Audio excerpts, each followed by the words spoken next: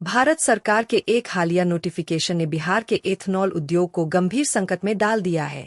केंद्र सरकार के फैसले के बाद राज्य में चल रहे एथनॉल प्लांट्स के भविष्य पर सवाल खड़े हो गए हैं। यह फैसला न सिर्फ उद्योग बल्कि हजारों परिवारों की रोजी रोटी पर सीधा असर डालने वाला माना जा रहा है। इससे देखिए, जितने भी काम करते हैं यहाँ हम लोग, जो भी कर्मचारी है, सब पर इफेक्ट पड़ा है। सारे लोग के परिवार का रोजी रोटी चलना मुश्किल हो जाएगा अगर ऐसा चलता रहा तो। इस पर सरकार को सोचने की ज़रूरत है और अच्छा से अच्छा निर्णय लेने की ज़रूरत है। जो हमारा प्लांट महीने में 25 से 26 लाख लीटर इथेनॉल बनाता था, अब सीधे वो 8 लाख कर दिया गया है। इससे काफ़ी सारे जितने भी एम्प्लॉई हैं सबको दिक्कत है। केंद्र सरकार द्वारा जारी अधिसूचना के अनुसार अब बिहार की एथनॉल फैक्ट्रियों से केवल 50% इथेनॉल की ही खरीद की जाएगी। शेष 50% एथनॉल की खपत की जिम्मेदारी राज्य सरकार पर छोड़ दी गई है।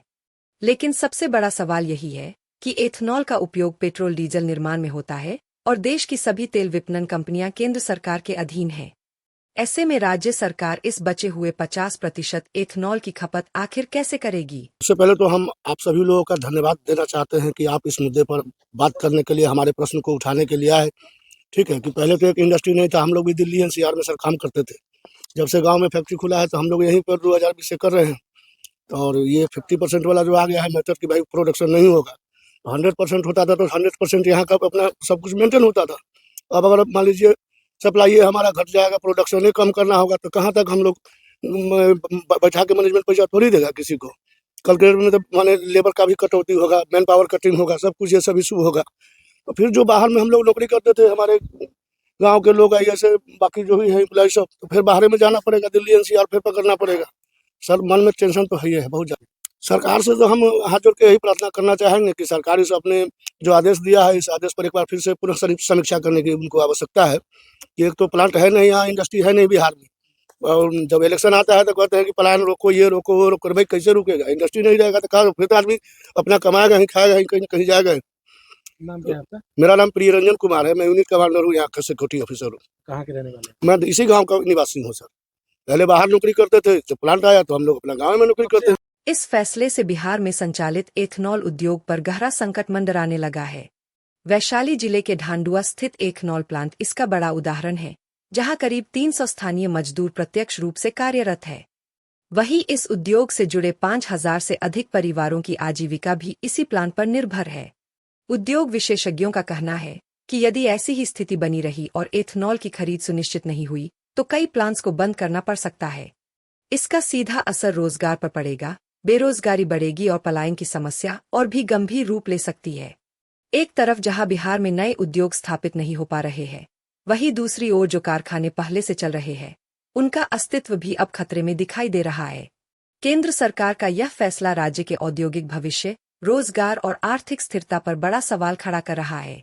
देखिए, फैक्ट्रियों पे तो सबसे डायरेक्ट इम्पैक्ट तो प्रोडक्शन पर ही पड़ेगा, क्योंकि जो फैक्ट्री की प्रोडक्शन कैपेसिटी है, और उतनी कैपेसिटी का एथनॉल यूटिलाइजेशन या डिमांड नहीं हो पाएगी या सेल नहीं हो पाएगी, तो कोई भी इंडस्ट्री कहीं बेच नहीं पाएगी। क्योंकि क्या, गवर्नमेंट के कंट्रोल में है एथनॉल। जो भी है, हमको जो भी एलोकेशन होता है गवर्नमेंट से ही होता है, और गवर्नमेंट को ही हम लोग डायरेक्ट सप्लाई करते हैं। उनकी डिमांड के अगेंस्ट में ही यहाँ से सप्लाई होती है। विदाउट डिमांड के तो हम कोई सप्लाई कर नहीं सकते हैं। तो अगर गवर्नमेंट अपनी डिमांड रेज नहीं करेगी तो हम सप्लाई नहीं कर पाएंगे, सप्लाई नहीं कर पाएंगे तो प्रोडक्शन नहीं कर पाएंगे। क्योंकि प्रोडक्शन की भी एक होल्डिंग कैपेसिटी है, उतनी ही कैपेसिटी का प्रोडक्शन हम होल्ड कर सकते हैं अपने पास। तो अगर डिमांड नहीं रहेगी तो प्रोडक्शन नहीं हो पाएगा, जिस वजह से फैक्ट्रियाँ बंद करनी पड़ेंगी। अब 50% अगर डिमांड हो जाती है तो हमको, मान लीजिए हमको 26 दिन चलाना है, तो हम प्लांट को अपनी 20-22 दिन ही चला, 15-20 दिन ही चला, 15 दिन ही चला पाएंगे। इससे ज़्यादा चला नहीं पाएंगे, बाकी दिन हमको प्लांट बंद करके रखना पड़ेगा। अब जिस कंडीशन में हम बंद करके अगर प्लांट को रखेंगे तो हम एम्प्लॉय की सैलरी या बाकी जो प्लांट के एक्सपेंसेज हैं उनको तो मेट कर नहीं पाएंगे।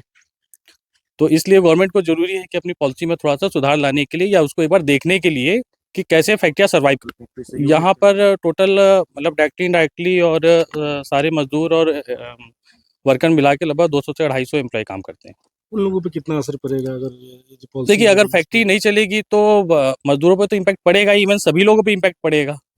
अब देखने वाली बात यह होगी कि राज्य सरकार और केंद्र सरकार इस संकट पर क्या रुख अपनाती है और क्या बिहार के एथनॉल उद्योग को बचाने के लिए कोई ठोस समाधान निकल पाता है या नहीं।